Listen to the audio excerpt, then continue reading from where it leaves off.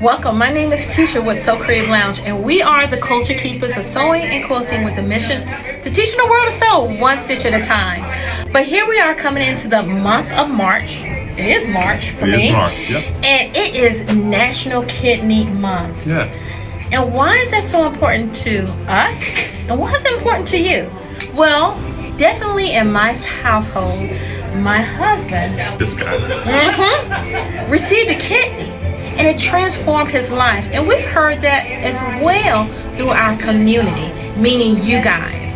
And with that being said, we want to do something special this year for this month, making a lap quilt. Now, Mark is going to tell us a little bit about his story and why this is so important to his center. And so we are partnering up together to make this possible.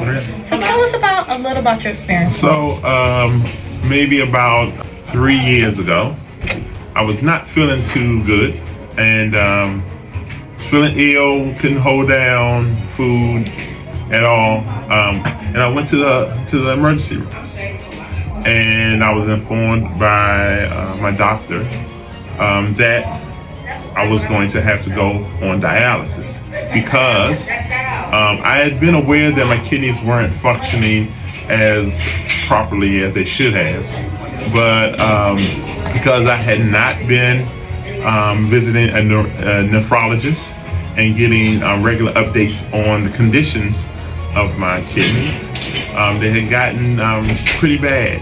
So, but the doctor told me in the emergency room is that I had end-stage kidney disease and that I would need dialysis. I was getting sick because all of the toxins that was coming in the food that I ate and the things that I drank, they weren't getting processed out of my body in urine and other ways. So how long did you stay on dialysis? I actually stayed on dialysis for about 1.5 years until I got the call. The call. I got the call on December the 3rd, 2024. I still remember it. It was about 9:20 in the morning. No, it was 8 something. Yeah. Yes. But we got the call, and we got dressed and went in to receive a kidney. And as of today, it's 3 months for me. And wait a minute, that's beautiful. Yeah, that is 3 beautiful. months, and all of my numbers seem to be going in. The kidney is taken well. My numbers look good. I just had a follow-up doctor appointment today, so I'm feeling well. I've been back to work part-time, but I've been doing some work, so I won't say that chapter is behind me, but right now I'm on a different chapter. A new normal. A new normal. Yes. But dialysis was, and by the way, the project that we're working on is going to provide comfort to those that's going through the process of dialysis. Yes. A little bit about dialysis. You go to either you do it at home or you go to a dialysis center, and depending on your body size and your condition, you can sit in a chair as I had to sit in the chair for 4 hours. 4 hours. 3 days a week. That's 12 hours. 12 hours a day. And if you look at the time it took for me to get into the office and for them to actually inject these large needles in my arm, to run for 4 hours and then to stop the bleeding in my arm, it was probably, I was 5.5 hours, 3 days a week. If I traveled, I had to arrange to get dialysis there. Even when we traveled to South Africa, I had to make arrangements to get my treatments abroad. Right. So it's not just is the challenge of going through dialysis, the physical challenge. It's the emotional challenge of being tethered to this treatment for the rest of your life. Yeah, until you get a kidney transplant. So that brings us back to this month. Yeah. Why a lap blanket? So one of the things you got to understand is that when you're in a dialysis center, and that's where I was at, you are sitting in a chair for 3 to 4.5 hours, depending. I didn't know anyone that was less than 3 hours. So 3 to 4.5 hours. You sit in the chair, and it's a very because they are removing all of your blood in your body circulates through that machine every 4 minutes. So of course you get a chill on. The staff, they're chilly, like it's chilly, it's cold. The staff, they're running around the center, they're active, so to them it feels great. But for us that are sitting still for 4 hours, service, yes, right, you can get chilly. So if you look around the center, my center, which was a Davita, everyone had a blanket. Wow. Everyone had a blanket. Some people even had gloves on. Wow. Because a lot of them are elderly. Right. And they might have other medical conditions or iron deficiencies. I'm a big guy and I still had a blanket that took with me daily because every time I had treatment because it was chilly.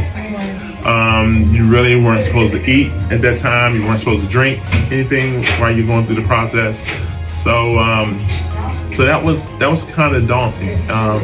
There are other side effects from dialysis, including the dreaded cramps, because the dialysis treatment, all of those minerals and vitamins and minerals that you talk about that you can't get rid of, dialysis does. And when that salt and that potassium and that magnesium leaves your body, we need that in our body. We need it, but when you lose those things, through dialysis, your body cramps. Wow. So so people cramping up was common. And chilly and everything. And there wasn't, and to be honest with you, there are people that would pass out from the treatment because of low blood sugar. Wow. There are people that have passed away. Yeah. So it is a serious medical procedure, but that's not the funny thing, but it was weird to go and do this serious medical treatment 3 times a week for a year and a half. And that's rain, shine, sleet or snow. Yeah. You had to go. Yeah. And it's there were ways to extend you 1 or 2 days, but if you ever had to miss 3 treatments in a week, you could not return to the center unless you went to the hospital. Wow. So it was that was a chapter. That was a chapter. And for now that chapter is closed. Yes. But with that, because that has had such a profound effect on you, we want to get together with Davita and pair up together. Yes. And not just Davita, but your center in particular. So my Davita Center was located in Coral Hills, Maryland, which most of our guests, well, not guests, sorry, but most of our my colleagues that were in their seats, we call them your seat, your chair time. Most were seniors. Most were on either Medicaid or Medicare. And I was one of the few people that still worked. Wow. Most people were either had to, because of the schedule, had to resign from their jobs or go out on disability. Right. Or they were on Medicaid, or they were retired. Right. So any way that we can help them make life a little bit more comfortable, right? Yes, that's quality of life things. Something like a gifted lap quilt would be a great thing for them to have. Yes. Male or female, young or old. Exactly. It would still serve the same process because we had some people that were young, were in their 30s.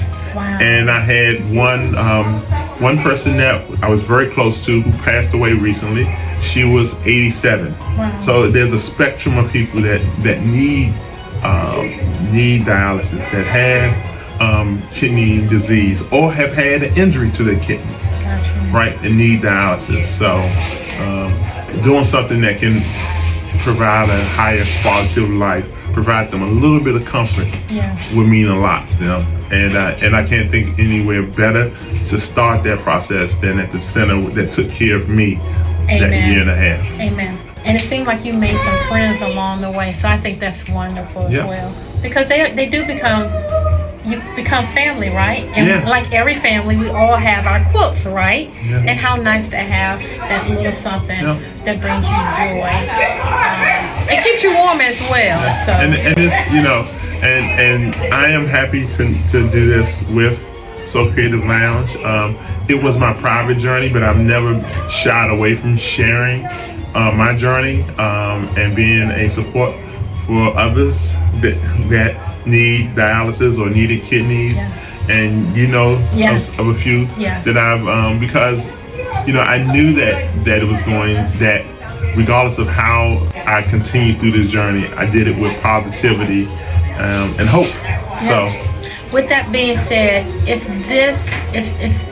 there's a member out there that want to share your story, and this is, I think, is the most important thing, because we don't know that your friend or your neighbor or your community right here in So Creative Lounge, where you can find that kidney. Well, I'll give you that great example of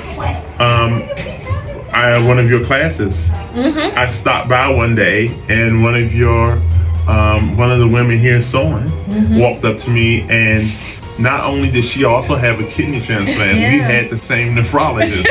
So it was it was very coincidental. But there's a lot of people that are walking around that have been blessed with a kidney transplant, and there are a lot of them that are blessed that are still holding on, waiting to get a kidney transplant. And for those people, I want this to be inspirational for you, that there is possible. There is life outside of dialysis. It is very possible. So if you are a member and would love to share your story, we would love to bring that story right here to So Creative Lounge, so we can inspire our other members who may be suffering, either for themselves or for a family member, that perhaps this is very possible. So please let us know if you love to share your story. Reach out to us at customercare@sewcreativelounge.com and let us know that you're interested in sharing that story with us. And also, I will also pitch this, that if you ever want to give the gift of life, consider donating a kidney. Yes. I know two people that, I know one person that donated a kidney years ago. It was to his daughter. But I know someone else that recently started the process to donate a kidney. Sadly, it wasn't a match for me. But nonetheless, it'll go to someone that needs a restart to their life. So thank you so much for You're welcome. sharing not only your story but your love, but passionate about giving back to our community where it's needed the most. You bet. So thank you so much. You bet. You guys, I hope to see you soon, and please continue to reach out to us. We love to hear your stories. Please join us as we participate in making lap quilts for Mark's formal dialysis center at DaVita. See you then. Bye.